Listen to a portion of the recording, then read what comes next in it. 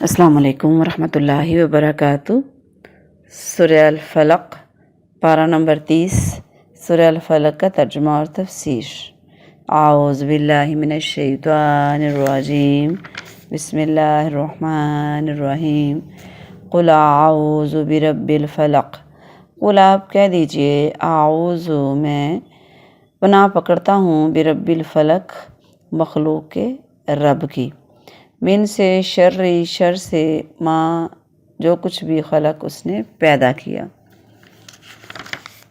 वमिन से शर्री शर से, गासिकिन अंधेरी रात के, इज़ा जब वक़ब वो छा जाए, वमिन और शर्री शर से, नफ़साती फूंकने वालियों के शर से, फिल उक़द गिरों पर, वमिन शर्री और शर से, हासिदिन हसद करने वाले के शर से, इज़ा हसद जब वो हसद करने लग जाए।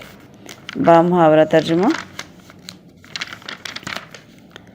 आप कह दीजिए, मैं मखलूक के रब की पनाह पकड़ता हूँ उस चीज़ के शर से जो उसने पैदा की, और अंधेरी रात के शर से जब वो छा जाए, और ग्रोहों में फूंकने वालियों के शर से, और हसद करने वालियों के शर से जब वो हसद करे।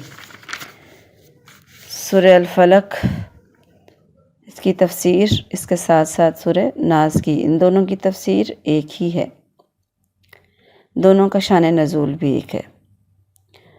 सूरह फलक जो है ये मक्की है, इसमें 5 आयतें और एक इसका रुकू है। इसमें ये जो सूरत है ना, दरअसल किसी भी किस्म के शर से अल्लाह ताला की पनाह मांगने के लिए सूरह फलक और सूरह नाज़ जैसी कोई चीज़ नहीं। इन सूरतों में तमाम जिस्मानी और रूहानी आफतों से बचने और उन्हें दूर करने के लिए ज़बरदस्त तासीर मौजूद है। रसूलुल्लाह सल्लल्लाहु अलैहि वसल्लम ने इन दोनों सूरतों की बहुत फजीलत बयान फरमाई है। ख़ास तौर पर पनाह के लिए बेमिसल इसको कहा है। उक़बा बिन आमिर रज़ी अल्लाह अन्हु कहते हैं कि रसूलुल्लाह सल्लल्लाहु अलैहि वसल्लम ने इरशाद फरमाया कि क्या तुमने वो आयात नहीं देखी जो आज रात नाजिल की गई हैं, जिनकी मिसल कभी नहीं देखी गई? वो सूरह फलक और सूरह नास है। ये जो चंद हदीस में बता रही हूँ, ये इनकी फजीलत या इनसे ज़ाहिर हो जाएगी। इब्ने अब्बास रज़ी अल्लाह अन्हु रवायत करते हैं कि रसूलुल्लाह सल्लल्लाहु अलैहि वसल्लम ने इरशाद फरमाया, क्या मैं तुम्हें सबसे बेहतर वो चीज़ ना बताऊँ जिसके साथ पनाह पकड़ने वाले पनाह पकड़ते हैं? उन्होंने कहा, क्यों नहीं है अल्लाह के रसूल? आप अलैहिस्सलाम ने फरमाया, कुल आऊज़ु बिरब्बिल फलक और कुल आऊज़ु बिरब्बिन नास, ये 2 सूरतें। अब्दुल्ला बिन खुबैब रज़ी अल्लाह अन्हु बयान करते हैं, हम एक बारिश और सख्त अंधेरे वाली रात में निकले। हम रसूलुल्लाह सल्लल्लाहु अलैहि वसल्लम को तलाश कर रहे थे ताकि आप हमें नमाज़ पढ़ाएं। चनाचा मैं आपसे जा मिला तो आप अलैहिस्सलाम ने फरमाया, कहो। मैंने कुछ ना कहा। आपने फिर फरमाया, कहो। तो मैंने कुछ ना कहा। आप अलैहिस्सलाम ने फिर फरमाया, कहो। मैंने कहा, मैं क्या कहूँ? आप अलैहिस्सलाम ने फरमाया, कुल हुवल्लाहु अहद और मुआवज़तैन जो है सुबह और शाम 3 मरतबा कह, ये तुझे हर चीज़ से काफ़ी हो जाएंगी। अबू सईद खुदरी बयान करते हैं कि मुआवज़तैन नाज़िल होने से पहले रसूलुल्लाह सल्लल्लाहु अलैहि वसल्लम जिन्नों से और इंसान की नज़र से पनाह मांगते थे। जब मुआवज़तैन उतरी तो आप अलैहिस्सलाम ने इन दोनों को मामूल बना दिया और इनके अलावा को छोड़ दिया। तो इसके अलावा अल्लाह के नबी अलैहिस्सलाम इसको फजर की नमाज में भी इन दोनों सूरतों की जमात करवाई आप अलैहिस्सलाम ने। मकसद ये कि लंबी सूरतों की जगह वे इन्हें काफ़ी करार दिया गया। उसके अलावा आयशा रज़ी अल्लाह अन्हा फरमाती हैं कि रसूलुल्लाह सल्लल्लाहु अलैहि वसल्लम हर रात जब अपने बिस्तर पर आते तो दोनों हथेलियों को जमा करते, फिर उनमें फूंकते, दोनों में कुल हुवल्लाह, कुल औज़ु बिरब्बिल फलक और कुल औज़ु बिरब्बिन नास ये पढ़ते। फिर दोनों हथेलियों को अपने जिस्म पर जहाँ तक हो सकता फेरते। फेरने की इब्तिदा सर और चेहरे और जिस्म के सामने वाले हिस्से से करते। आप अलैहिस्सलाम इस तरह 3 मरतबा करते।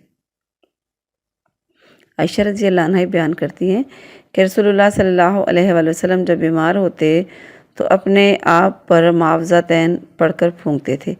جب آپ علیہ السلام کا درد بڑھ گیا تو میں آپ پر پڑتی اور آپ کو ہی کا ہاتھ اس ہاتھ کی برکت کی امید سے آپ علیہ السلام کے جسم پر پھیرتی تھی۔ یہاں سے ان احادیث سے مجھے امید ہے کہ اندازہ ہو گیا ہوگا ان صورتوں کی فضیلت کا۔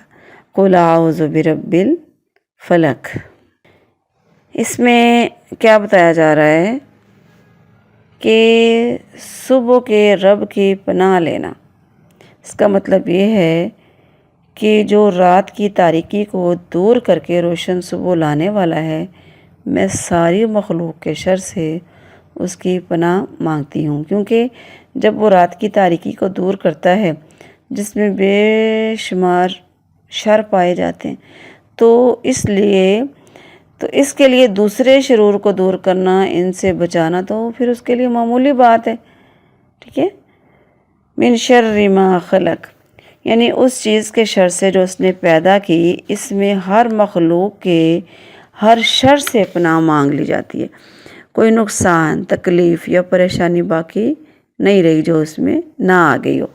حقیقت یہ ہے کہ پناہ مانگنے کے لیے یہ بہت جامع صورتیں ہیں، کیونکہ جب بندہ ساری مخلوق کے ہر شر سے بچنے کے لیے اس کے رب کی پناہ میں چلا گیا، تو پھر مخلوق میں سے کون ہے جو اسے نقصان پہنچا سکے؟ اور اگر وہ مالک ہی اپنی مخلوق کو نقصان پہنچانے سے نہ روکے تو مخلوق کے شر سے کون بچا سکتا ہے یا کون بچ سکتا ہے؟ وَمِن شَرِّ غَاسِقٍ إِذَا وَقَبَ، اس کا مطلب ہے کہ تاریک رات کے شر سے خاص طور پر پناہ مانگنے کی اس لیے تاکید کی گئی ہے کہ اندھیری رات میں بے شمار شرور خطرات ہوتے ہیں۔ اکثر مجرم، چور، ڈاکو، زانی، قاتل پھر شب خون مارنے والے رات کو ہی نکلتے ہیں۔ رسول اللہ صلی اللہ علیہ وآلہ وسلم کو رات ہی میں قتل کرنے کے منصوبے بنائے گئے تاکہ آپ اپنا بچاؤ نہ کر سکیں اور نہ قاتل کا پتہ چل سکے۔ جنگلی جانوروں مثلاً شیر، چیتے، بھیڑیے وغیرہ یا حشرات الارض وغیرہ مثلاً سانپ، بچھو وغیرہ کا خطرہ رات کو ہی زیادہ ہوتا ہے، اور مچھر، کھٹمل وغیرہ یہ بھی رات کو تکلیف دیتے ہیں، سبھی کو پتہ ہے۔ ڈاکٹروں کی تحقیق کے مطابق اکثر بیماریوں کے جراثیم اندھیرے میں پیدا ہوتے ہیں، استغفر اللہ، سورج کی روشنی میں مر جاتے ہیں۔ اندھیرے میں ہی وہمی چیزوں کا خوف زیادہ بڑھتا ہے۔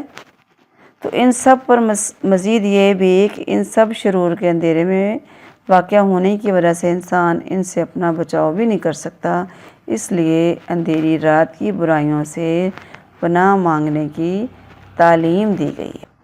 وَمِن شَرِّ النَّفَّاثَاتِ فِي الْعُقَدِ، اس کا مطلب ہے کہ جو پھونک مارنے والی ہیں، گرے لگاتی ہیں عورتیں، یا پھر کچھ عورتیں جو اپنی چکنی چپڑی باتوں سے مردوں کے پختہ ارادوں کو بدل دیتی ہیں، اس آیت میں ان عورتوں کے شر سے بھی پناہ مانگی گئی ہے۔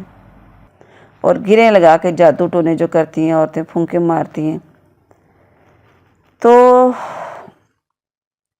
عورتیں بھی، لوگ بھی، مرد بھی ہوتے ہیں، کیونکہ انہوں نے جس پر جادو کرنا ہوتا ہے اس کے بال یا کوئی بھی چیز لے کر اس پر دم کرتے ہیں، یا دھاگا لے لیتے ہیں اس پر گرے ڈالتے جاتے ہیں، یا بال لے لیتے ہیں، منتر پڑھ کے پھونکتے رہتے ہیں۔ دراصل یہ لوگ چھپ کر وار کرتے ہیں، اس لیے ان کے شر سے پناہ مانگنے کی تاکید کی گئی ہے، کیونکہ آدمی کو پتہ ہی نہیں چلتا اسے تکلیف کیوں ہے، وہ بیماری سمجھ کر علاج معالجہ کروانے میں لگا رہتا ہے، تکلیف بڑھتی رہتی ہے۔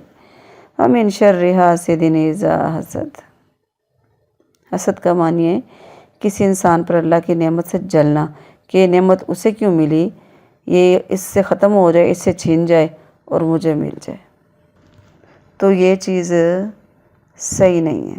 کچھ لوگ تو عملی طور پر بھی کوشش کرتے ہیں نقصان پہنچانے کی حسد کی وجہ سے۔ ہاں، اللہ کے نبی علیہ السلام نے فرمایا کہ دراصل یہ جو ہے حسد کے بارے میں، کہ حسد رشک نہیں کرنا، اللہ کے نبی نے فرمایا، مگر دو چیزوں میں کر سکتے ہو۔ ایک وہ آدمی جیسے اللہ نے قرآن دیا تو وہ رات کی گھڑیوں میں اور دن کی گھڑیوں میں اس کے ساتھ قائم رہتا ہے، یعنی قرآن کا علم دیا۔ اور ایک وہ آدمی جس سے اللہ نے مال دیا تو وہ رات اور دن کی گھڑیوں میں اس میں سے نیک کاموں میں خرچ کرتا رہتا ہے، اس پر رشک کرنا جائز ہے، یا حسد کرنا کہ میں بھی ایسے کر سکوں، اللہ مجھے بھی دے تو میں بھی کر سکوں ایسے۔ یہ بھی خواہش کرنا کسی کی نعمت دیکھ کے کہ اللہ مجھے بھی یہ مل جائے، تو اس میں بھی کوئی حرج نہیں ہے، لیکن یہ خواہش نہ ہو کہ اس سے چھین جائے اور مجھے مل جائے، یہ حرام ہے۔ الحمدللہ ہماری سورہ الفلق مکمل ہو گئی۔ اللہ تبارک عمل کی توفیق عطا فرمائے۔ وما علیہ الا البلاغ المبین۔